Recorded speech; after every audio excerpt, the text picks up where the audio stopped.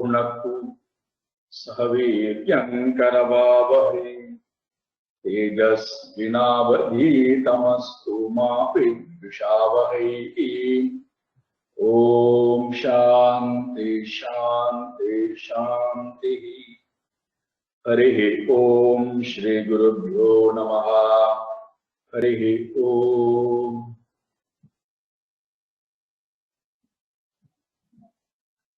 उपदेश सारम। कत्तुराज्ञया प्राप्यते फलम् कर्म किं परं कर्म तज्जडम् कृतिमहो दधौ पतनकारणम् फलमशाश्वतम् गतिनिरोधकम् ईश्वरार्पितम् नेच्छया कृतम्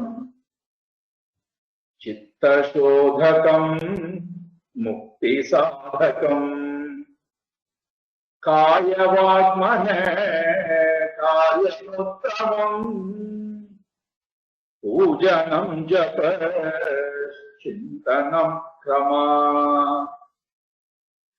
जगत ईषधी युक्त सेवनम् अष्टमूर्तिभृत् देव पूजनम् उत्तमस्तवात् उच्चमन्ततः चित्तजं जप ध्यानमुत्तमम् आज्यधारया स्रोतसा समम् सरलचिन्तनम् विरलतः परम् भेदभावना शोभमित्यसौ भावनाभिदा पावनीमता भावशून्यस भावसुस्थितिः भावनाबला भक्तिरुत्तमा कृस्थले मन स्वस्थता क्रिया भक्ति योग बोधाश्च निश्चितम् वायुरोधनात् गीयते मनः जालपक्षिवत् रोधसाधनम् चित्तवायव चित्रियायुधा शाखयोर्द्वया शक्तिमूलका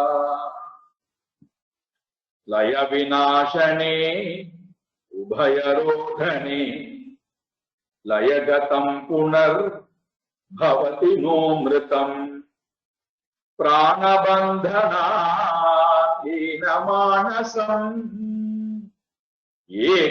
एकचिन्तनात् नाशमेत्यतः नष्टमानसो दृष्टयोगिनः कृत्यमस्ति किं स्वस्थितिं यतः भज गोविन्दं गोविन्दं भज मूढमते संप्राप्ते सन्निहिते काले नहि नहि रक्षति दुष्कृंकरणे भज गोविन्दं गोविन्दं भज मूढमते यावत् वित्तोपार्जन सक्तः तावन्निज परिवारो रक्तः पश्चात् जीवति जर्जरदेः वार्तां कोऽपि न पृच्छति गेहि। ஐந்தாவது பாடல் பார்த்தோம். யாவத் வித்தஹா உபார்ஜன சக்தஹா தாவன் நிஜ பரிவாரோ ரத்த பஷ்சாத் ஜீவதி ஜர்ஜர தேகே வார்த்தாம் கோபின பிருச்சதி கேகே. செல்வத்துக்கு பின்னாடி நாம் சென்றால் செல்வமே வாழ்க்கையின் இலக்கு, செல்வத்தை அடைவதுதான் வாழ்க்கையின் இலக்கு என்று நான் கொண்டு வாழ்ந்தால் தப்பு கிடையாது. ஒவ்வொருத்தருக்கும் ஒரு இலக்கு இருக்கிறது. செல்வத்தை தான் என்னுடைய வாழ்க்கையின் இலக்காக நான் கொண்டு வாழ்கிறேன் என்று சொன்னால் அதனால் வருகின்ற அனைத்து அனுபவத்தையும் நாம் சந்தித்துத்தான் ஆகும். அதுதான் அதனுடைய லட்சணம். நான் நெருப்புடன் தான் விளையாடுவேன் என்றால் தப்பு கிடையாது, விளையாடலாம். விலங்குகளோடத்தான் நான் விளையாடுவேன், ஆனால் அந்த விலங்குகளால் நமக்கு ஏற்படக்கூடிய அனுபவங்களை நாம் சந்தித்துத்தான் ஆக வேண்டும். நான் ஏதோ தொடர்பு வைக்கிறேனோ அதனுடைய குணாதிசயங்களை, அதனுடைய பலனை நாம் சந்தித்துத்தான் ஆக வேண்டும், அனுபவித்துத்தான்.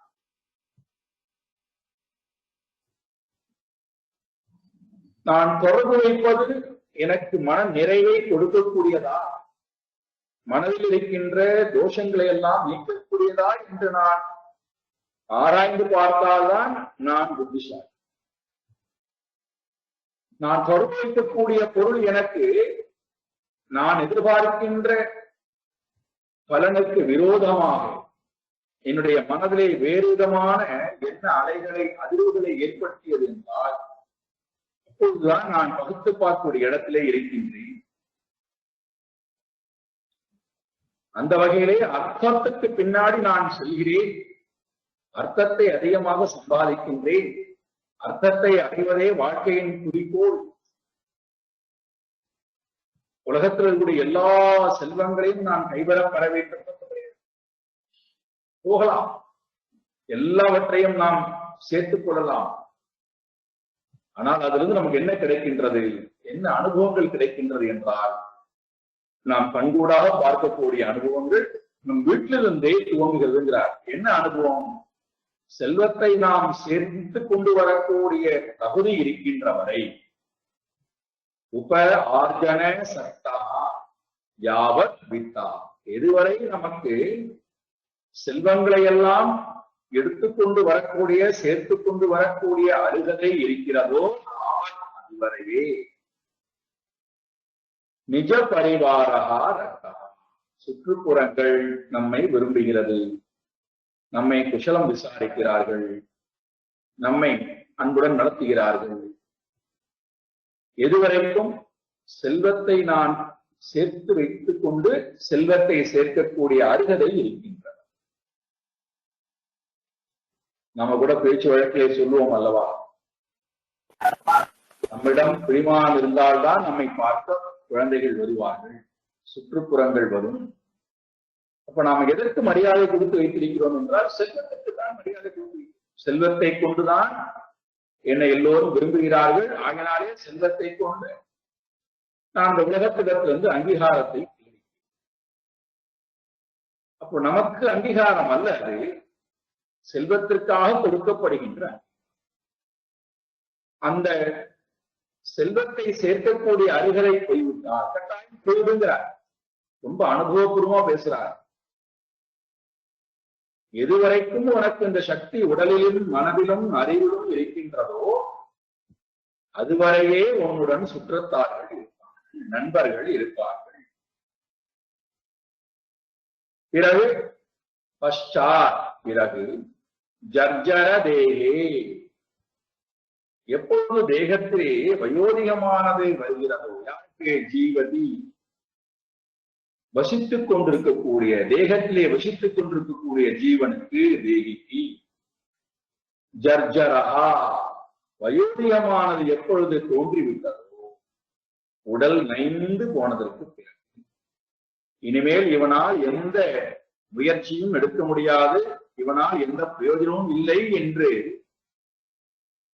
உலகமானது அறிந்து கொண்டு விட்டால் நம்மை முதல்ல தூக்கி எறிவது யாரு? வெளி உலகமா, சுற்றத்தார்களா என்றால் இல்லையா. யார் நம்மை தூக்கி எறிகிறார்கள், யார் நம்மை குறித்து கவலைப்படுவதில்லை, யார் நம்மிடத்தை வந்து குஷலம் விசாரிப்பதில்லை.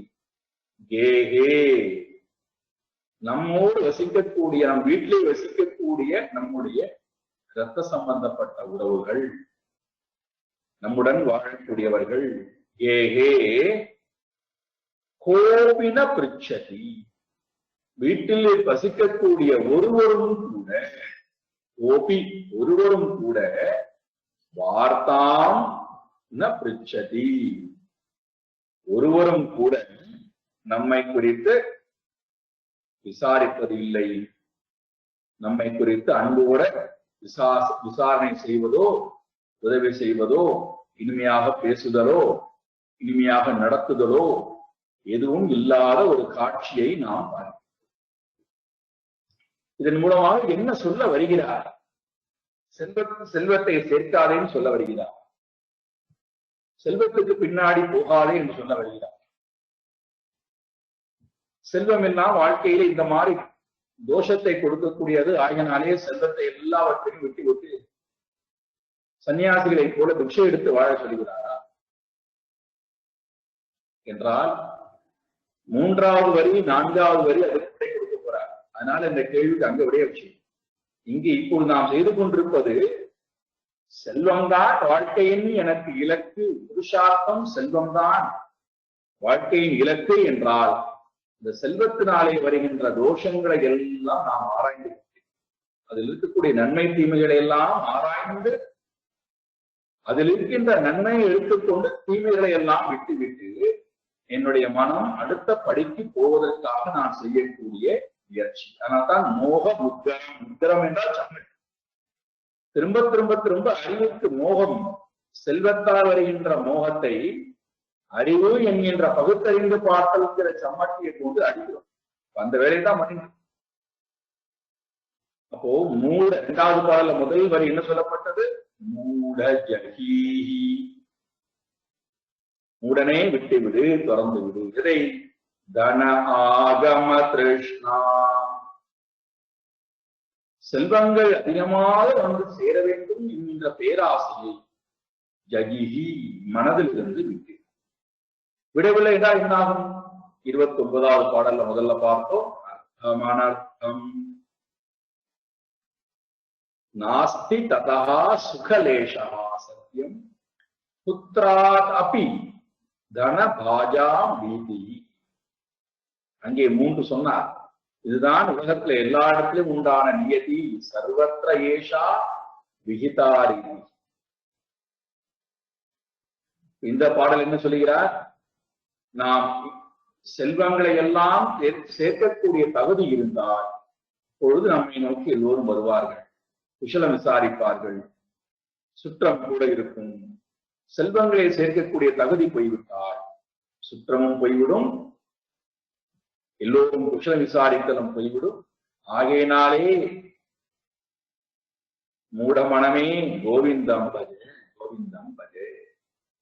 எது மாறாததோ, எது அழியாததோ, எது எப்பொழுதும் நிரந்தரமான சுகத்தை கொடுக்குமோ, எது உன்னுடன் எப்பொழுதுமே வருமோ, உலகம் உன்னை தூக்கி எறிந்தாலும், செல்வம் இருக்கு இல்லை என்பதற்காக உலகம் உன்னை நல்லபடியா நடத்தினாலும், உன்னை கஷ்டப்படுத்தினாலும் உன்னுடைய மனம் பாதிப்பு அடையாது. காரணம், அழிவற்ற இறைவனை மனம் சதா நாடிக்கொண்டே இருக்கின்ற காரணம்.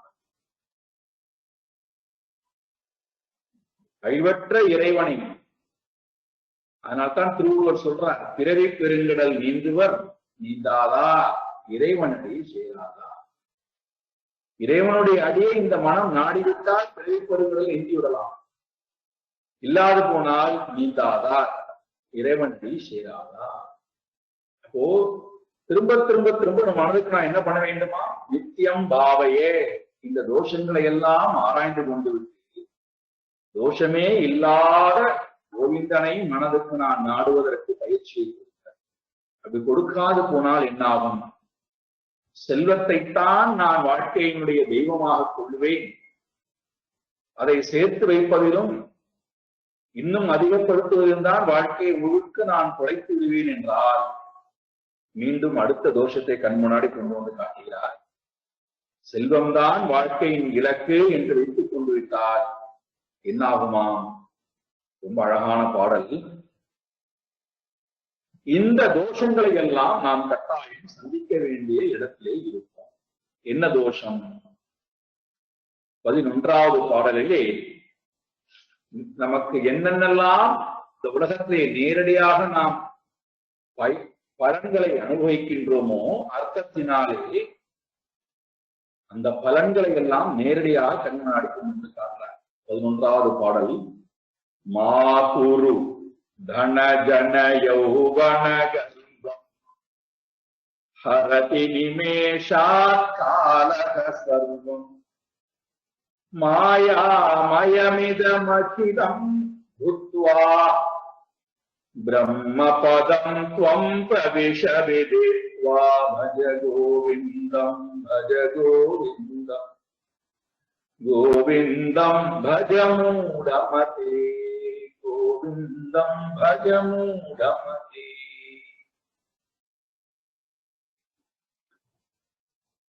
மூடமதே, முட்டாள் மனிதனே,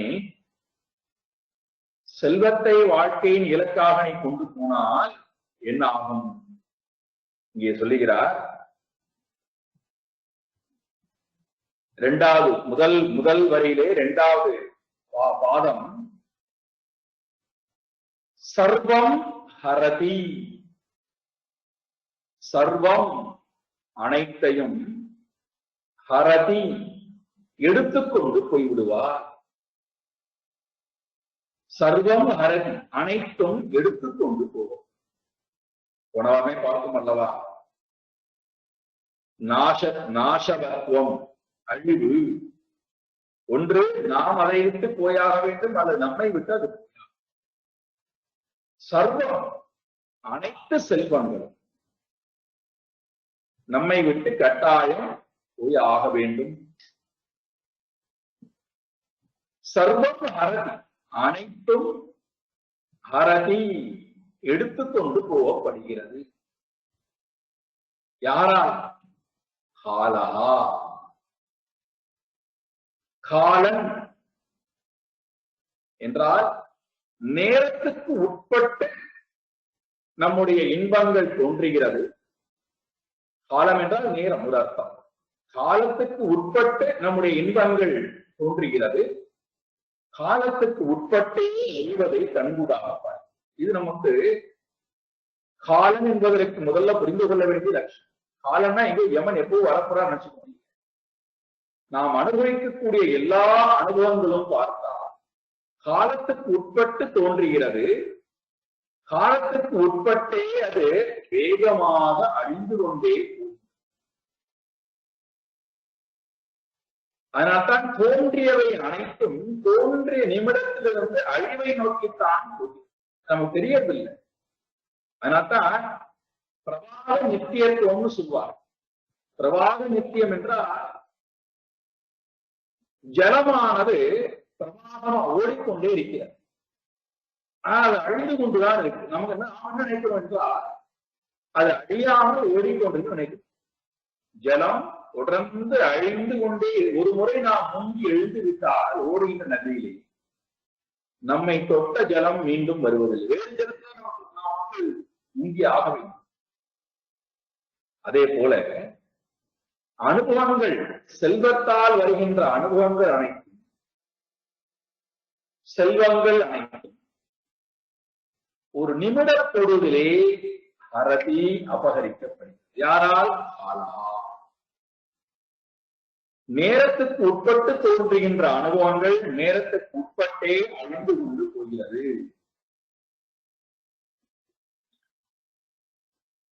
ஒன்று. இரண்டாவது, நேரத்துக்கு உட்பட்டு தோன்றுகின்ற அனுபவங்கள் ஒவ்வொருவருக்கும் ஒவ்வொரு மாதிரியான அனுபவத்தை கொடுக்கும். ஒரே பொருள்தான், ஆனால் அனுபவிக்கக்கூடிய மக்களுடைய அனுபவத்தை பார்த்தால் வேறு வேறாக. என்ன காரணம்? காலகா என்பதற்கு இரண்டாவது அர்த்தம் விதி. நம்மால் விதிக்கப்பட்ட விதி. அப்போ விதிக்கு உட்பட்டுத்தான் நாம் செல்வத்தை பெறுகிறோம். விதிக்கு உட்பட்டுத்தான் செல்வங்கள் வருகிறது. விதிக்கு உட்பட்டுத்தான் என்றால் நாம் எவ்வளவு செல்வத்தை இந்த உலகத்தை சேர்க்க வேண்டும் என்று எழுதி வைத்திருக்கிறோமோ அவ்வளவுதான் சேர்க்கும். அதுக்கு மேல் நம்மால் சேர்க்க முடியாது. எவ்வளவு செல்வங்களை நம்மால் புண்ணியம் சேர்க்க வேண்டும் என்று எழுதி வைத்திருக்கிறோம் அவ்வளவுதான் செய்ய முடியும். அதுக்கு மேல செய்ய முடியாது. எவ்வளவு நமக்கு வர வேண்டும், எந்த உறவு வர வேண்டும், எந்த மாதிரியான அனுபவங்கள் ஏற்பட வேண்டும், எந்த மாதிரியான இழப்புகள் வர வேண்டும், எங்கெங்கே என்னென்ன அனுபவங்கள் நடக்க வேண்டும் என்று எல்லாம் நம்மால் எழுதி வைக்கப்பட்டுள்ளது. அது அந்தந்த நேரத்திற்கு அந்தந்த இடத்திலே அது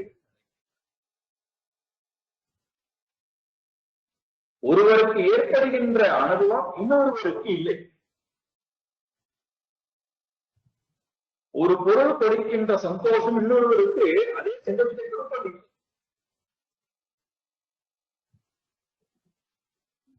அப்போ செல்வங்கள் உண்மையிலேயே எனக்கு நிறைவை கொடுக்க வேண்டும் என்றால் ஒருவர் கொடுக்கின்ற நிறைவை எல்லோருக்கும் இருக்கும்.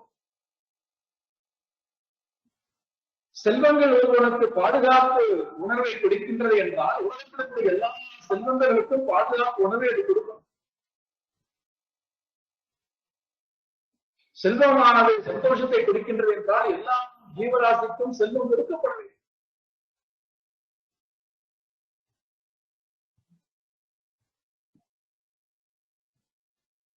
நினைத்து பாருங்கள். சிறு குழந்தைக்கு,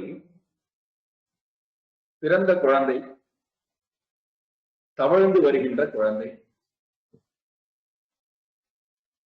நடக்க ஆரம்பிக்கின்ற குழந்தை. இப்ப இந்த குழந்தைக்கு நாம் என்ன செய்கின்றோம்?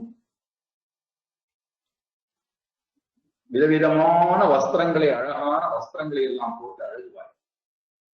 நம்மிடம் விலை உயர்ந்த ஆபரணங்கள் இருந்தால் ஆபரணங்களை எல்லாம் போட்டு அழுகுவார்.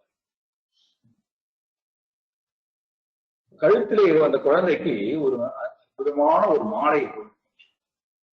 இந்த குழந்தைக்கு தெரியுமா, என்னுடைய கழுத்திலே விலை உயர்ந்த மாலையை போட்டிருக்கிறார்கள். அது என்ன பண்ணுகிறது? தன்னுடைய உடம்புல தனக்கு அந்நியமான ஏதோ ஒரு பொருளான இருந்து ஊற்றி கொண்டிருக்கு என்று சொல்லி அதை அறுத்து போடுவதற்கு, அதை விட்டு எறிவதற்கு, அது தன்னிடத்திலிருந்து போவதற்கு முயற்சி. அதற்கு தன்னிடத்திலே விலை மதிப்பிட முடியாத பொருளை போட்டிருக்காது என்று அறிவதற்கு இல்லை. ஒன்று. இரண்டாவது, அதை சார்ந்தும் அது இல்லை. தன்னுடைய சந்தோஷத்திற்கு இந்த பொருளை சார்ந்து வாழ வேண்டிய அவசியம். என்னிடம் தேவையில்லாத ஒரு பொருளை போட்டு என்னை ஏன் காயப்படுத்துகிறார், கஷ்டப்படுத்துகிறார் என்று அதை தூக்கி எறிவதற்கு நினைக்கிறது. இல்லை என்றால் வாயிலை வைத்து கடிக்க சாப்பிட ஆரம்பித்து விடுகிறது, முழுங்க ஆரம்பித்து விடுகிறது. அப்ப அந்த குழந்தைக்கு அந்த பொருளால் எந்த நன்மையும் இல்லை, தீமையும் இல்லை. ஆனா அதை போட்டவர்களுக்கு அந்த குழந்தை இந்த பொருளை கழுத்திலே பத்திரமா இட்டுக் கொள்ள வேண்டுமே, யாரும் எடுத்துக்கொண்டு போய்விடக்கூடாது. இதோடைய பாதையும் அந்த உயிரில்லாத பொருளிடத்திலேயே இருக்கிறது. அந்த குழந்தைக்கோ தன்னோட ஆனந்தமாக இருக்கிறது. அப்போ செல்வங்கள் ஒருவனுக்கு இன்பத்தை கொடுத்தது என்றால் எல்லா நேரத்திலும், எல்லா காலத்திலும், எல்லா மக்களுக்கும் ஒரே மாதிரியான இன்பத்தை கொடுத்தது. அவரவர்களுடைய விதிக்கு ஏற்பத்தான் செல்வங்கள் வருகிறது, செல்வங்கள் போகிறது, கூடுகிறது, குறைகிறது. எல்லாமே அவரவர்களுடைய விதிக்கு ஏற்பத்தான். அப்போ விதிக்கு உட்பட்டுத்தான் என்ன வருகிறது? செல்வங்கள் வருகிறது. அந்த விதிக்கு உட்பட்டு எத்தனை நாட்கள் என்னுடன் இருக்க வேண்டும் என்று எழுதி வைத்திருக்கிறேனோ இருக்கும். அத்தனை நாளுக்கு பிறகு அந்த செல்வங்கள் என்னை விட்டு போக வேண்டும் என்று நான் எழுதி வைத்திருந்தால் அது என்னை விட்டு போயாகும். அதை நான் எவ்வளவுதான் என்னுடன் இரு என்று குறிப்பு வைத்துக் கொண்டாலும், போராடினாலும், தடுத்து நிறுத்தினாலும் என்னை விட்டு அது போகாமல் இருக்காது, போயே தீரும். அதனால்தான் ராமாயணத்திலே இந்த காட்சி வருகிறது. ரொம்ப அற்புதமான காட்சி. தாயும் குழந்தைக்கும் இடையிலே நடக்கின்ற அந்த போராட்டம் பாருங்கள். கோசலாதேவியாரை பார்க்க வருகிறார். அப்பாவிடத்திலிருந்து ஆசீர்வாதம் வாங்கி கொண்டு விட்டு தாயிடத்திலே ஆசீர்வாதம் வாங்கிக் கொண்டு 14 வருட காலங்கள் காட்டுக்கு போக வேண்டும் என்கின்ற எண்ணத்துடன் வருகிறார். வந்தவர் தாயிடத்திலே ஆசீர்வாதம் மட்டும்தான் கேட்கிறார், வேற ஒன்றும் கேட்கல. வேற அவர் ஆரம்பிக்கும் போது இவ்வாறுதான் ஆரம்பிக்கிறார். உன்னிடம் நான் எந்த அட்வைஸும் கேட்க வரவில்லை, எந்த உபதேசத்தையும் வாங்க வரவில்லை, ஆசீர்வாதத்தை மட்டும் கொடுத்து. ஆனால் தாயினுடைய உள்ளம் பலதரப்பட்ட வாதங்களை ஸ்ரீராமனிடத்திலே முன்வைக்கிறார். எல்லாவற்றையும் மறுத்து அதற்கு புத்திபூர்வமாக தெளிவான விளக்கத்தை கொடுத்த பகவான்,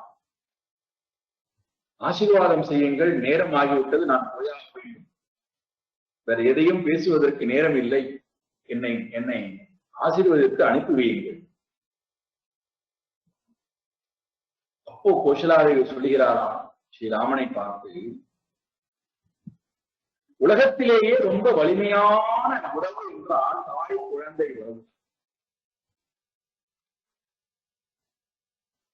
அப்பேற்பட்ட உறவையே தூக்கி எறிந்துவிட்டு தர்மம் தான் பெரியது, வாக்குதான் பெரியது, அப்பா கொடுத்த வாக்கை காப்பாற்றுவதற்காக போயே தீர்வேன் என்று நீ போகிறாய் என்றால், அப்போ அன்பை விட தாயினுடைய உறவை விட பெரியது விதி.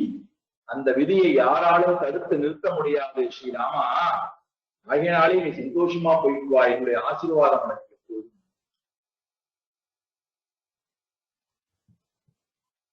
அன்பு வலிமையானது என்றால் அந்த அன்பை விட வலிமையானது அவர்களுடைய விதி. அதை யாராலும் தடுத்து நிறுத்த முடியாது. இதே கருத்தை பீஷ்மாச்சாரியர் அம்பு படுக்கிலே படுக்கும் போது 5 பாண்டவர்களும் இருக்கின்றார்களாம். 5 பேரையும் பார்த்து விட்டு கண்கள் கலங்குகிறது. ரொம்ப அழகா எழுதுறார் வியாச பகவான். கண்கள் மூடி இருக்கின்றதா, மூடி இருக்கக்கூடிய இமைகளையும் தாண்டி கண்களுடைய ஓரத்திலிருந்து ஜலம் கூட்டி என்ன என்று பார்த்தால், இவ்வளவு நல்லவர்களாக இருக்கக்கூடியவர்களுக்கு, எந்த கெடுதலுமே செய்யாதவர்களுக்கு, சதாசர்வகாலம் தர்மத்தையே பின்பற்றி வாழ்ந்தவர்களுக்கு, பகவானையும் கூடயே வைத்துக் கொண்டு வாழ்ந்தவர்களுக்கு எப்படி இவ்வளவு கஷ்டங்கள், இவ்வளவு துயரங்கள்? இதற்கு எல்லாம் காரணம் அவர்களுடைய விதிதான். யாரும் அதை தடுத்து நிறுத்திவிட முடியாது. அதை அனுபவித்துத்தான் தீர வேண்டும். அப்ப இதிலிருந்து என்ன தெரியுது என்றால், செல்வங்கள் தான் வாழ்க்கையின் இலக்கு என்று நான் சொல்லிவிட்டால், செல்வங்கள் நம்முடைய விதிக்கு ஏற்ப, நம்முடைய கர்ம வினைக்கு ஏற்ப வருகிறது. நாம் அதற்கு எந்த முயற்சி எடுக்க வேண்டிய அவசியமே இல்லை. நம்முடைய விதிக்கு ஏற்ப வர வேண்டும் என்று எழுதப்பட்டு விட்டது. அது அதைத்தான் சொல்ல வருகிறார். நம்மளுடைய விதிக்கு ஏற்ப நமக்கு வர வேண்டியவை என்னென்ன உண்டோ அவை வரும். அதற்கு நான் பெரிதாக எந்த பிரயத்தனம் செய்ய வேண்டிய அவசியம் இல்லை. நாம் பிரயத்தனம் செய்ய வேண்டிய எதற்கு என்று கேட்டால், இந்த 3க்கும் அல்ல, மோட்சத்திற்கு நான் பிரயத்தனம் செய்தால்தான் அதை நோக்கி வருமே தவிர அது என்னை நோக்கி வராது.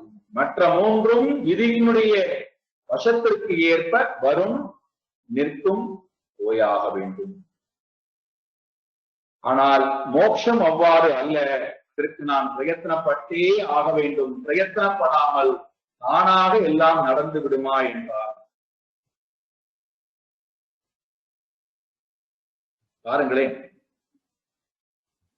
சின்ன உதாரணம் கொடுக்கிறேன். நம்முடைய அன்றாட வீடுகளில் பாருங்கள், காலையில் எழுந்ததிலிருந்து ராத்திரி தூங்குகின்ற வரைக்கும் ஒருவரோடு ஒருவர் நாம் உறவாடுகின்ற நேரத்தில், உறவுகளோட உறவாடுகின்ற நேரத்தில் நாம நம்மிடம் இருக்கக்கூடிய உயர்வான அனுபவங்களை பகிர்ந்து கொள்கிறோமா? அல்லது நாம் பகிர்ந்து கொள்ள ஆசைப்பட்டாலும் நம்முடைய உறவுகள் அதை வாங்கக்கூடிய அருகதை படைத்தவர்களாக இருக்கிறார்களா? கேட்க தகுதியுடன் இருக்கிறார்களா? ஆர்வத்துடன் இருக்கிறார்களா? அப்போ அவர்களோடு நாம் உறவு வைக்கின்ற நேரத்திலே உறவுகள் எவ்வகையிலும் காயப்படக்கூடாது என்ன பண்ணுகின்றோம்? பொதுவாக இருக்கக்கூடிய விஷயங்களை பேசிவிட்டு முடியும். அதுதான் அவரவர்களுடைய காதில் வந்து விழுகிறது. அதைத்தான் எல்லோரும் பேசுகின்றார்கள். நாம் பேசுகின்றோம் அல்ல பேச விருப்பப்படவில்லை என்றால் ஒதுங்கிக் கொள்கின்றோம். நாம் யாராவது எனக்கு இவ்வளவு ஆனந்தத்துக்கு காரணம் இந்த உபனிஷத்தினுடைய அறிவு, கீதையினுடைய அறிவு, சத்சங்கம் தான் எனக்கு இவ்வளவு நன்மை பற்றி, அதனாலே இதை பற்றித்தான் நான் எல்லோரிடத்திலும் பேசுவேன், எல்லோரையும் தேடி தேடி சென்று இந்த விஷயத்தை நான் கொடுக்கப் போகிறேன் என்று சொன்னால் உலகம் என்னை ஏளனம் செய்கிறது. அதை ஏற்றுக்கொள்வதற்கும் தகுதி இல்லை, ஏற்றுக்கொள்வதற்கும் அவர்கள் தயாராக இல்லை. காரணம் என்ன? அவர்களுடைய விதித்த விதி, அவர்களை வாங்கிக் கொள்ளக்கூடிய அருகதை இல்லாதவர்களாக இருக்கிறார்கள். அதற்குண்டான பிரயத்தனமும் அவரிடம் இல்லை. நாம் கொண்டு கொடுத்தாலும் அதை வாங்கி வைத்துக் கொள்ளக்கூடிய அருகதை வேண்டும், பிரயத்தனம் வேண்டும் அல்லவா? எனக்கு இது வேண்டும் கொடுங்கள் என்று கேட்க வேண்டும் அல்லவா? பல வீடுகள்ல பாத்தீங்கன்னா நாம் இந்த விஷயங்களை பேச ஆரம்பித்தாலே அதை உணர வச்சுதான் எனக்கு கொண்டு வராது. அது நீயும் உன்னுடைய சுவாமிக்கு உண்டான விஷயங்கள் என்னிடத்துல வராத, அவரோட பேசிக்கொள். என்னிடம் வருகிறாயா? அரசியல் பேசலாம், பொருளாதாரத்தை பற்றி பேசலாம், மூன்றாவது நபர்களை பற்றி பேசலாம், வெளிநாடுகளை பற்றி பேசலாம். ஆனால் மோட்சத்தை பற்றி பேசுவதற்கு எனக்கு விருப்பம் இல்லை. அப்போ என்ன தெரிகிறது? நாம் பிரயத்தனப்படாமல் நம்முடைய காது வழியாக எந்த நன்மையும் உள்ளே வருவதில்லை.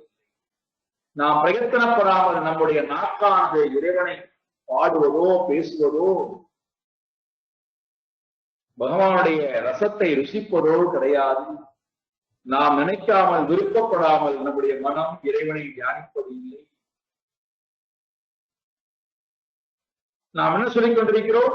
அதுக்கு என்று ஒரு காலம் வரும், அப்பொழுது பார்த்துக் கொள்ளலாம், இப்பொழுதெல்லாம் எந்த பிரயத்தனமும் தேவையில்லை, இப்பொழுது ஒரே ஒரு பிரயத்தனம் தான் வேண்டும். என்னடானா செல்வத்தை சேர்ப்பது. இங்கே சொல்லிட்டார். அப்படி அதுக்கு பின்னாடி போனாய் ஆனால் உன்னுடைய விதி வசத்தின் காரணத்தினாலே ஹரதி காலஹா ஹரதி, காலன் உன்னிடத்திலிருந்து அனைத்தையும் எடுத்துக் கொண்டு விடுவார். காரணம் என்ன? கொடுத்தவரை அவர்தான்.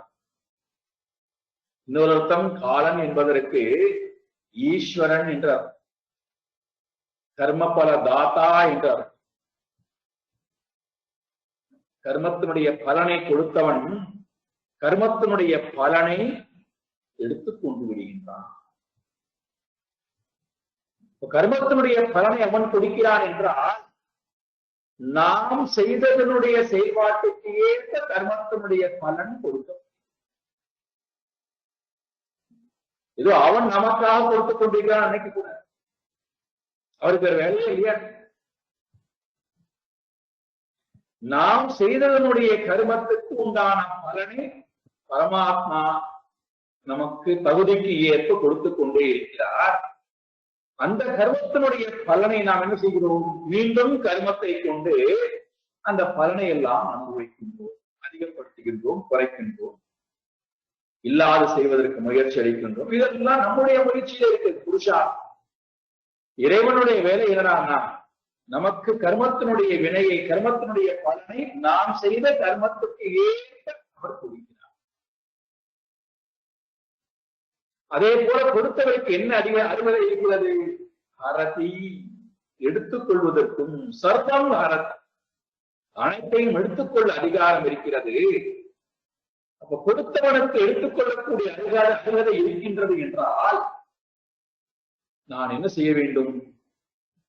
கொடுத்தவனை அல்லவா நினைக்க வேண்டும், கொடுத்தவனுடைய பொருளையா நினைக்க வேண்டும்? கொடுத்தவனை சதா நினைத்துக் கொண்டே இருந்தால் கொடுத்தவனுடைய பொருள் என்னோடு இருந்தாலும் இல்லாது போனாலும் எனக்கு எந்த மனவேதனையும் மன வலியும் வராது. எப்பொழுதும் ஆனந்தமா இருக்கும். காரணம் என்ன? என்னுடன் கொடுத்தவன் கூட இருந்து கொண்டே இருக்கிறான். அதைத்தான் பாண்டவர்கள் செய்தார்கள். எல்லாவற்றையும் அபகரித்துக் கொண்டு போன போதும் 12 வருட காலங்கள் வனவாசம், ஒரு வருடம் அஜ்ஞாதவாசம் என்று இருந்த போதும் கூட சர்வ காலமும் கிருஷ்ணனையே நினைத்துக் கொண்டிருந்தார். அதனால்தான் எல்லா ஆபத்திலிருந்தும் அவர்களை ஓடோடி வந்து பரமாத்மா காப்பார்.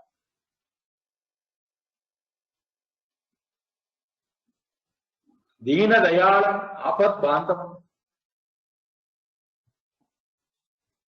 நாம் அர்த்தம் நம்மை காப்பாற்றும் நினைக்கிறோம், சேர்த்த செல்வங்கள் நம்மை காப்பாற்றும் நினைக்கிறோம். ஒருத்தர் சொன்னார் என்னிடத்தில், ரொம்ப சிந்திக்க வைத்தது என்ன, இந்த ஹரதி நிமேஷா யமன் தான் காலம் தான் எடுத்துக்கொண்டு போகணுங்கிறது இல்லை. எப்பொழுது அம்மா இறந்து போவான், எப்பொழுது அப்பா இறந்து போவான் என்று காத்துக் கொண்டிருக்கின்றது. யாரு? பையன் ரூபத்திலே பெண் ரூபத்திலே காலம். அம்மா போட்டிருக்கக்கூடிய நகையெல்லாம் பெண்ணுக்கு தான் சொந்தம், பெண்ணுக்கு தான் கொடுக்கணும். தங்கங்கள் வெள்ளி பாத்திரங்கள் எல்லாம் பெண்ணுக்கு சொந்தம். வீடு நிலம் எல்லாம் பையனுக்கு சொந்தம். எப்படி பைத்தியக்காரத்தனமான புத்தியோட கூடி நம்முடைய வாழ்க்கையில் வாழ்ந்து கொண்டிருக்கிறார். எதுவரைக்கும் எப்போது இவள் இறப்பாள் என்று அவள் காத்துக் கொண்டிருக்கிறார். எதற்கு? காதில் போட்டுக்கொண்டு, கழுத்தை அணிந்து கொண்டிருக்கக்கூடிய, கையிலே போட்டுக் கொண்டிருக்கக்கூடிய அனைத்து பொருள்களையும், லாக்கரில் இருக்கக்கூடிய அனைத்து நகைகளையும் ஆபரணங்களையும் கூறு போட்டு எடுத்துக்கொண்டு போவது. என்னடா சிறப்புறான்னா, இந்த வீட்டுக்கு வந்திருக்கக்கூடிய பெண்ணை கொடுக்க மாட்டான், அவளுக்கு உரிமை கிடையாது. எங்க அம்மாவுடைய சொத்து எங்களுக்கு மட்டும்தான். அப்ப இந்த பெண் யாரு?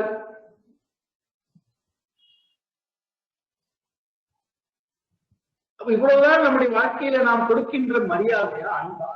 இதுதான் உண்மையான அன்பா? இதுதான் உண்மையான நேசமா? இதற்காக தான் நாம் வாழ்ந்து கொண்டிருக்கிறோமா? இது நமக்கு என்ன நிறைவை கொடுத்து விட்டது? நாமே இப்படி அபகரித்து சம்பந்தமே இல்லாத, உயிரே இல்லாத, எந்த தொடர்புமே இல்லாத, வைத்துக் கொண்டு நமக்கு இதை வாழ்வதற்கு எந்த அருகதையுமே இல்லாத பொருட்களை எல்லாம் வைத்துக் கொண்டு என்னுடையது, எனக்கு சொந்தம் என்று நாம் விதற்றிக் கொண்டிருக்கிறோமே, இதெல்லாம் ஒரு க்ஷணப்பொழுதிலே ஹரதி, ரொம்ப அழகான வார்த்தை பயன்படுத்துறார், நிமிஷா. நிமேஷா காலஹா சமோகரத். ஒரு நிமிஷ பொழுதிலே அனைத்தையும் அபகரித்து விடுகின்றார்.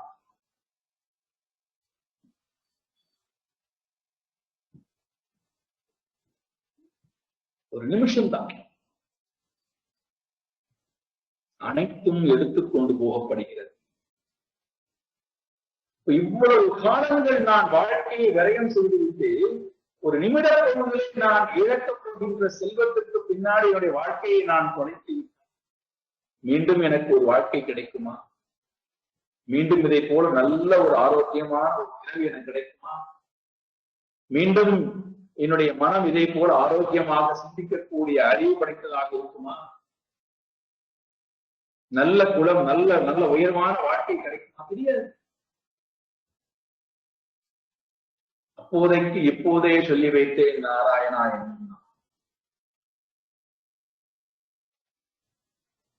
ஹரதி சர்வம் ஹரதி, எல்லாத்தையும் அனைத்தையும் எடுத்துக்கொண்டு போய் விடுகின்றான். சர்வம் காலஹா சர்வம் ஹரதி நிமேஷா. இத சொல்லிவிட்டு என்ன சொல்றார்?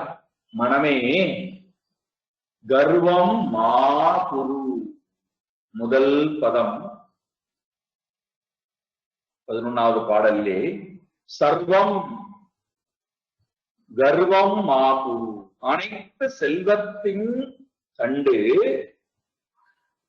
கர்வம் மா குரு. கர்வம் கொள்ளாதே, கர்வம் கொள்ளாதே.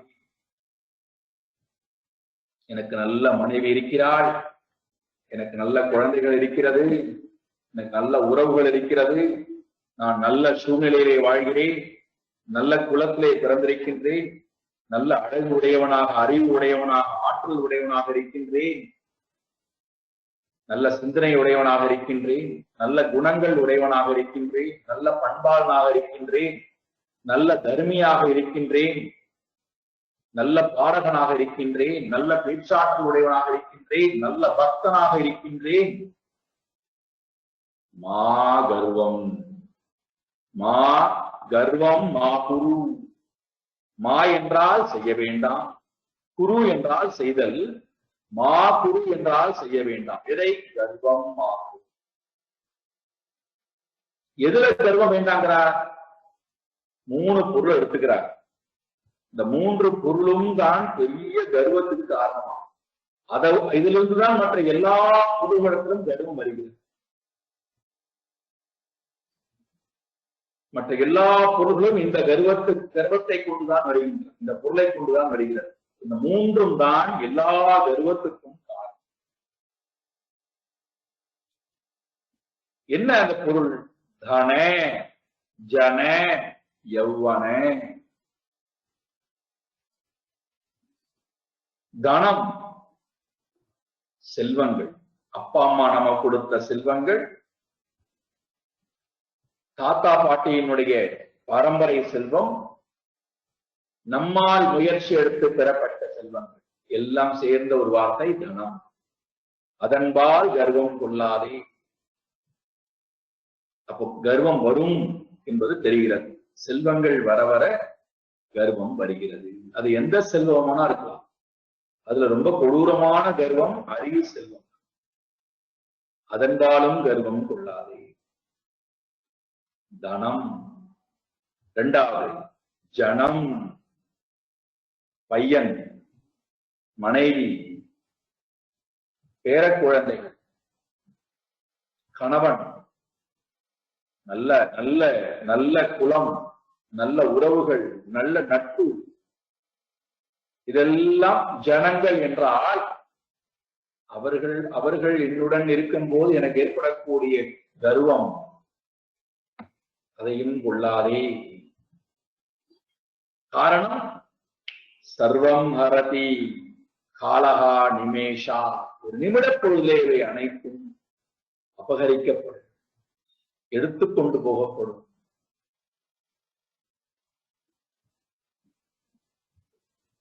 அடுத்தது தன, ஜன, யௌவனம். 3வது கர்வம் யௌவனம். உடலிலே இளமை இருக்கின்றவர், உள்ளத்திலே ஆரோக்கியம் இருக்கின்றவர், அறிவிலே தெளிவு இருக்கின்றவரை கர்வங்கள் இருக்கிறது. உடலில் ஆரோக்கியம் குறையட்டும், உள்ளத்திலே நல்ல தெளிவான சிந்தனை வராமல் போகட்டும், அறிவிலே தெளிவு இல்லாது போகட்டும். அப்பொழுது நமக்கு மற்றவர்களை சார்ந்து வாழக்கூடிய தன்மை வருகிறது. கர்வத்துடன் இருந்தபோது நாம் எல்லோரையும் இந்த வஸ்துக்களை கொண்டு நாம் எல்லோரையும் காயப்படுத்தணும், தூக்கி எறிந்தோம். இப்ப நமக்கு உதவி என்று தேவைப்படுகிற நேரத்தை நாம் யாரிடத்தையாவது கேட்கலாம் என்று சொன்னால் அவர்கள் நம்மை காயப்படுத்துகிறார்கள். காரணம், நான் ஏற்கனவே அவரை காயப்படுத்தினேன். எதை கொண்டு? கர்வத்தை.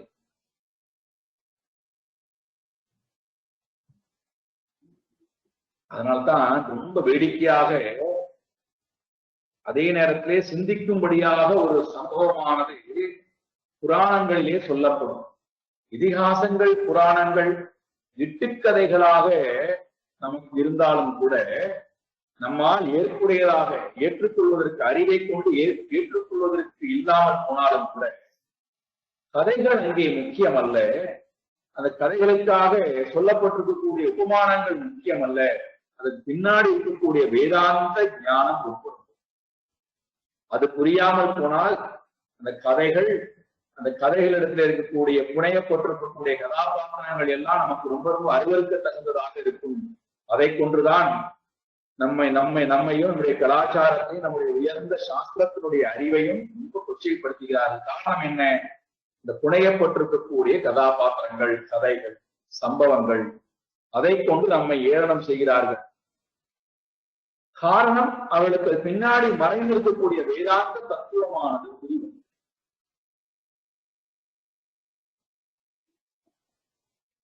இப்போ பாகவதத்திலே பார்த்தோம் என்றால்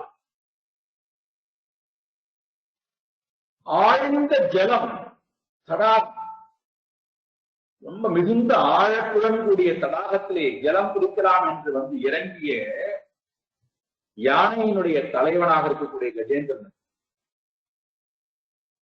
அங்கே பலவந்தமாக ஜலத்திலே பலப்படக்கூடிய, நிலத்திலே பலம் யானை, ஜலத்திலே பலம் முதலை.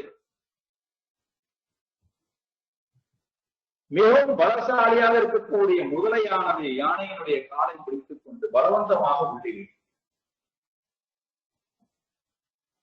இந்த கதையெல்லாம் உங்கள் எல்லோருக்கும் தெரியும். நான் கதைக்குள்ளே போக விருப்பப்படவில்லை. எதுவரைக்கும் தன்னுடைய முழு பலத்தையும் கொண்டு என்னால் சாதித்து விட முடியும் என்று போராடி கொண்டிருந்த கஜேந்திரனுக்கு இனிமேல் என்னுடைய சுய பிரயத்தனத்தால் எதுவுமே செய்துவிட முடியாது, என்னை நான் காப்பாற்றிக் கொள்ள வேண்டுமானால் எனக்கு என்னுடைய பலத்தை காட்டிலும் மேலான ஒரு பலமானது எனக்கு தேவைப்படுகிறது. ஆகையினாலே நான் என்னை இழந்து நாராயணனை நான் கூப்பிடுகிறேன் என்று எப்பொழுது முழுமையாக நாராயணத்திலே தன்னை ஒப்படைத்ததோ அதுவரைக்கும் பகவான் வரலையா? நாம் எல்லாரும் என்ன கேட்கிறோம்? காருண்யம் பொருந்தியவன் தானே கிருஷ்ணன், உடனே வந்து காப்பாற்றிருக்க வேண்டாமா? அப்போ பகவானுக்கும் ஏற்றத்தாழ்வு இருக்கிறது. கஷ்டப்படுகின்ற காட்சியை பார்த்துக் கொண்டு பகவான் பார்த்துக் கொண்டிருந்தால் அவர் ஏன் பகவான் என்று கூப்பிடுவதற்கு முன்னாடி வந்திருக்க வேண்டாமா என்றார். நம்முடைய வாழ்க்கையை எடுத்துக் கொள்ளுங்கள். என்னால் எல்லாவற்றையுமே சாதித்து விட முடியும் என்று யாரும் எனக்கு தேவையில்லை என்று நம்மை தூக்கி எறிந்து விட்டு போகக்கூடிய உறவுகளிடத்திலே நாம் தேடி போய் நான் உதவி செய்ய வருகிறேன், என்னை சேர்த்துக்கொள், என்னுடைய உதவியை ஏற்றுக்கொள், நீ சிறப்பாய் இருப்பாய் என்று நாம் போனால் எவ்வளவு காயப்படுத்தி நம்மை அனுப்புகிறார்கள். நம்முடைய அந்த உண்மையான அன்பை அவர்கள் புரிந்து கொள்வதற்கு தகுதி படைத்தவர்களாக இருக்கிறார்கள். காரணம் கர்வம். என்னால் சாதித்து, நீ என்ன எனக்கு, உன்னால் என்ன செய்துவிட முடியும் என நானே சாதித்துக் கொள்கிறேன்பா, என்னால் முடியும்பா. அப்ப நாம் என்ன செய்ய வேண்டியிருக்கிறது? அங்கே எப்படி உள்ளத்துக்குள்ளே வழியுடன் இந்த ஜீவனுக்கு நல்ல அறிவை கொடுப்பா, இந்த ஜீவனுக்கு நல்ல பலத்தை கொடுப்பா, எங்களையும் போய் அந்த ஜீவனோட உதவி செய்வதற்கு எங்களையும் ஆட்கொள்ளப்பா, அந்த குழந்தைக்கும் அறிவை கொடுப்பா என்று எப்படி பிரார்த்திக்கிறோமோ, அந்த குழந்தை கூப்பிட்டால் உடனே ஓடி போவதற்கு எப்படி நம்முடைய மனதை தயார்படுத்தி வைத்திருக்கிறோமோ, அங்கே நமக்கு எந்த வகையிலும் அந்த குழந்தைக்கு உதவி செய்ய வேண்டாம் என்கின்ற எண்ணம் இல்லையோ, கூப்பிடக்கூடாதா என்கின்ற தாபத்துடன் எப்படி நாம் இருக்கிறோமோ அதே போலத்தான் உடனே வந்து காப்பதற்கு தயாராக இருக்கிறார்.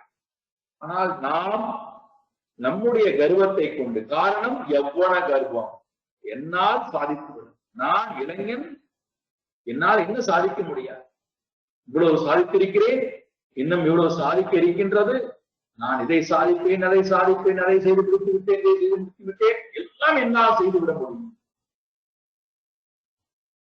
ஆதிசங்கர பகவத்பாதால் சொல்றார், இவ்வாறு நீ நினைத்தால் ரதி நிமேஷாத் காலத சர்வம்,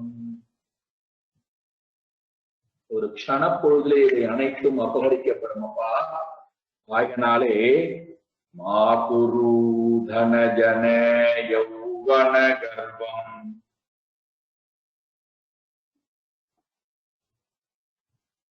இதெல்லாம் எங்கிருந்து வருகின்றது இந்த கர்வம்?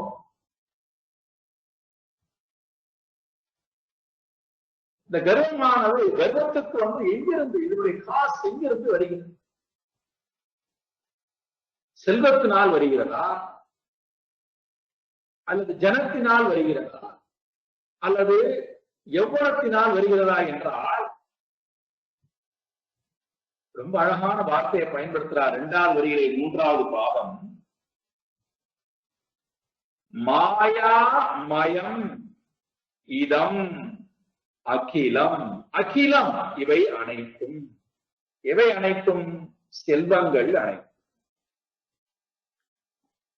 தன ஜன யவ்வனம், என்னென்னலாம் செல்வம் எல்லாம் எடுத்துக்கொள்ளுங்கள், இவை அனைத்தும் அகிலம், இதம் அகிலம், இவைகள் அனைத்தும் மாயாமயம், மாயா மயம். இவை அனைத்தும் வெறும் மாயையே. மயம் சொல்லிட்டார். வெறும் மாயா மயம், தனமயம்,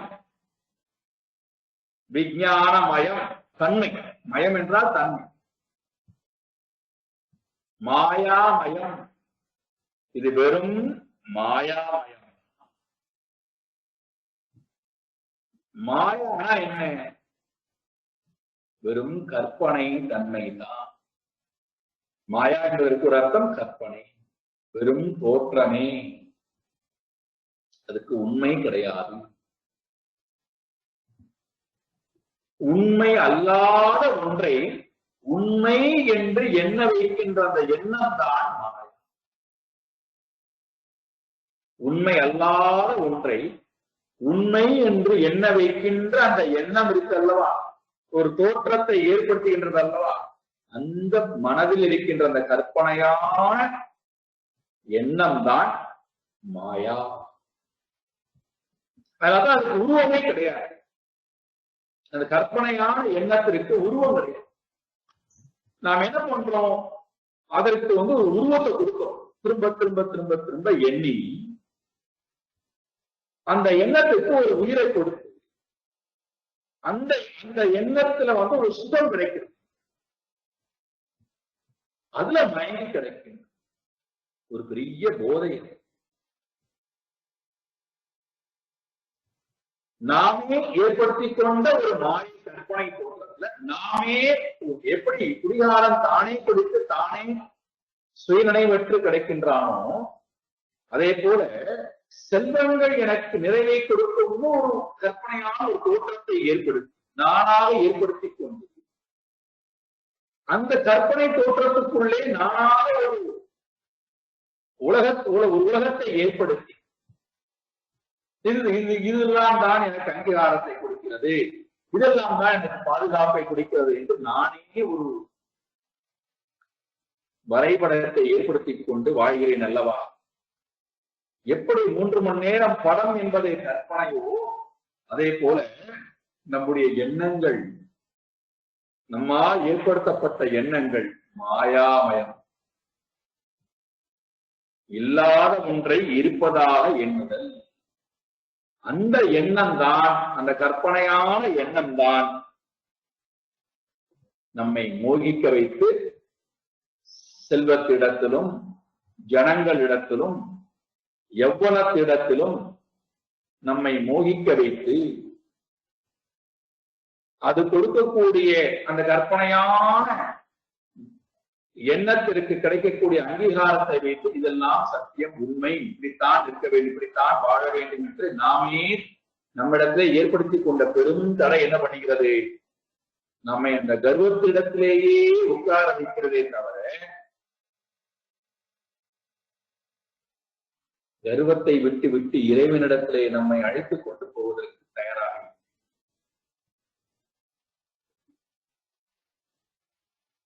அதனால்தான் நாம் என்ன பண்ணுகிறோம், அந்த கர்வத்தை காமித்து எல்லோரிடத்திலும் அங்கீகாரத்தை கேட்கிறோம், மிரட்டுகின்றோம். எனக்கு ஏன் கொடுக்க மாட்டேன்னு சொல்லுகிறார், எனக்கு ஏன் அங்கீகாரத்தை கொடுக்க மாட்டேன்னு சொல்லுகிறார், எனக்கு என்ன தகுதி இல்லை, எங்கிட்ட செல்வம் இல்லையா, எனக்கு குழந்தை இல்லையா, எனக்கு என்ன இளமை இல்லையா, எனக்கு ஏன் அங்கீகாரம் கொடுக்க மாட்டேன்னு சொல்லுகிறார், என்னை ஏன் பாராட்ட மாட்டேன்னு சொல்லுகிறார், என்னை ஏன் மதிக்க மாட்டேன்னு சொல்லுகிறார், என்னிடத்துல ஏன் அட்வைஸ் கேட்க மாட்டேன்னு சொல்லுகிறார். நிறுத்துகிறோம் அல்லவா. எதனுடைய அடிப்படையிலே?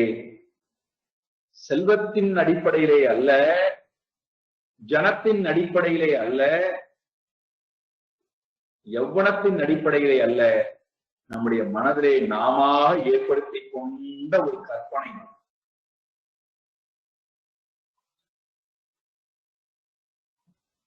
அந்த கற்பனையான எண்ணம் நமக்கு கர்வத்திற்கு காரணமாக அமைகிறது, அகங்காரத்திற்கு காரணமாக அமைகிறது. எதுவரைக்கும் நம்மிடத்திலே இந்த கர்வம் இருக்கிறதோ, மாயமான கர்வம் எதுவரைக்கும் நம்மிடம் இருக்கிறதோ, அதுவரைக்கும் பரமாத்மாவுடைய காட்சி, பரமாத்மாவுடைய சிந்தனை, பரமாத்மாவை பற்றின வைபவத்தை கேட்டல், பரமாத்மாவை பற்றின வைபவத்தை பேசுதல், பாடுதல், அவருடன் ஆடி பாடுதல் என்பது இருக்கிறார். அதனால்தான் பாகவதத்துல மறுபடியும் பார்க்கிறோம், கர்வம் போவதற்காகவே, யௌவனத்தின்பால் கொண்ட கர்வம் போக வேண்டுவதற்காகவே பால குழந்தைகளாக, சிறுமிகளாக இருக்கின்ற, சிறுவனாக இருக்கின்ற பரமாத்மா பெண்களுடைய வஸ்திரத்தை எல்லாம் அபகரித்துக் கொண்டு போய் மரத்திலே ஒளிந்து கொள்கிறார். இதை எடுத்துக் கொண்டு கொச்சைப்படுத்த கதை அங்கே முக்கியமல்ல, தாற்பயம். எதுவரைக்கும் நமக்கு தேக அபிமானம், யௌவனத்தின்பால் அவ்வளவு ஆழ்ந்த கர்வம் இருக்கிறது, அதுவரை தேகத்துக்குள்ளே மறைந்து கொண்டிருக்கக்கூடிய சைத்தன்யமான பரமாத்மாவை நாம் மறந்து நினைக்க முடியாமல் போய்விடுகிறது. உறவுகள் நம்மிடத்திலே அதிகமாக அன்பு காமித்தால் அது கொண்ட கர்வம். பாருங்கள், இந்த வீட்டுல எல்லோரும் என்னை அவ்வளவு விரும்பி விரும்பி நேசிக்கிறார்கள், என்னை விழுந்து விழுந்து பார்த்துக் கொள்கிறார்கள். நான் எதற்காக சத்சங்கத்துக்கு வரணும், நான் எதற்காக பகவான தியானிக்கணும், நான் எதற்காக நல்ல புஸ்தகங்களை படிக்கணும், என்ன எல்லோரும் விரும்புகிறார்கள், யாரும் என்னை வெறுக்கவே இல்லை, அப்படி தங்கத்தை தொட்டி தாங்குகிறார்கள். இப்பேற்பட்ட உறவல்லவா முக்கியம் எனக்கு. எது அழியப் போகின்றதோ, எது உண்மை அல்லவோ, எது எனக்கு எவ்வகையிலும் ஆனந்தத்தை கொடுக்கவில்லையோ, அந்த பொருளத்திலே கர்வம் கொண்டு மோகித்து போய் நான் கிடைக்கின்றேன். நினைக்க வேண்டிய பகவானை, அடைய வேண்டிய பகவானை மனம் நினைப்பதற்கு தயாராக இல்லை, தகுதி படைத்ததாக இல்லை.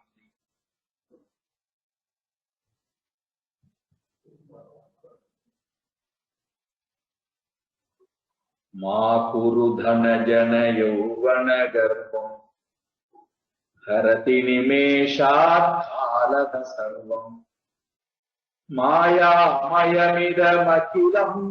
புத்வா. இவை அனைத்தும் மாயாமயம் என்று புத்வா, இன்னொரு அர்த்தம் ஹித்வா, விட்டு விட்டு, புரிந்து கொண்டு, அனைத்தையும் விட்டு விட்டு. இவை அனைத்தும் கற்பனையாக தோற்றுவிக்கப்பட்டுள்ள வெறும் தோற்றமே என்று அனைத்தையும் மனதால் தூக்கி எறிந்துவிட்டு, ஹித்வா, விட்டுவிட்டு, அதற்கு பின்னாடி செல்லாதவனாய். அப்ப எங்க போகணுமா? துவம் நீ, நான்காவது பதம் சொல்லுகிறது இந்த பாடங்கள. துவம் நீ பிரம்ம பதம் விதித்வா,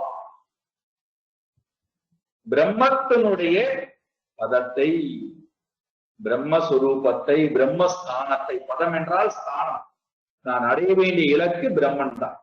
பிரம்ம பதத்தை, இதத்தான் நம்முடைய ஆலயங்கள்லாம் பாத்தீங்கன்னா பரமபதம் பரமபதம் வச்சிருக்கோம். எது நாம் அடைய வேண்டிய, நம்முடன் நாம் அடைய வேண்டிய, நம்முடைய சுரூபத்தோடு நாம் அடைய வேண்டிய ஸ்தானம். அந்த ஸ்தானத்தை அடைந்து விட்டால் மீண்டும் நாம் வேறொரு ஸ்தானத்தை அடைய வேண்டிய அவசியம். பிரம்ம பதம் துவம், துவம் நீ பிரம்ம பதம் விதித்வா, பிரம்மத்தினுடைய ஸ்வரூபத்தை ஒரு குருமுகமாக அமர்ந்து சாஸ்திரத்தினுடைய துணை கொண்டு அறிந்தவனாய், அதிலேயே நீ தியானத்திலே இருந்து பிரதிஷ நுழைந்து விடுவாயாக, அதுவாகவே ஆகி விடுவாயாக. பிரம்ம பதம் துவம் பிரவிஷ விதித்வா, துவம் பிரம்ம பதம் விதித்வா, விதித்வா என்றால் அறிந்து கொண்டு விட்டு, பிரவிஷ அதனுடனேயே நுழைந்து விடு, அதுவாகவே ஆகிவிடு. அதுதான் என் வாழ்க்கையிலே அடைய வேண்டிய இலக்கே தவிர அர்த்தம் உன்னுடைய வாழ்க்கையின் இலக்கு அல்ல. மனமே, மூட மனமே, கதிஹி தன ஆகம கிருஷ்ணா, அப்படி செய்யாது போனால் ஆகுரு தன ஜன யௌவன கர்வம் ஹரதி நிமேஷாத் காலக சர்வம் மாயா அமயமிதமகிலம் ஹித்வா பிரம்ம பதம் துவம் பிரவிஷ விதித்வா. அடுத்து வரக்கூடிய 12, 13, 14, 15, 16 இந்த 5 பாடல்கள் இந்த உலகத்தினுடைய நிலையாமை, செல்வத்தினுடைய நிலையாமை எல்லாவற்றையும் நம் கண் முன்னாடி கொண்டு வந்து காமித்து நமக்கு என்ன கொடுக்க வருகிறார் என்றால், இதன் மூலமாக பகுத்தறிந்து பார்த்து வைராகியத்தை கொடுக்க வருகிறார். இதெல்லாம் பகுத்தறிவதனால கிடைக்கக்கூடிய முதல் லாபம் வைராகியம். அதை நாம் சாயங்காலம் பார்ப்போம். ஓம் பூர்ணமத பூர்ணமிதம் பூர்ணாத் பூர்ணமுதச்யதே பூர்ணஸ்ய பூர்ணமாதாய பூர்ணமேவாவசிஷ்யதே. ஓம் சாந்தி சாந்தி சாந்தி. ஹரி ஓம் ஸ்ரீ குருப்யோ நமஹ. ஹரி ஓம். हरि ओम स्वामी जी।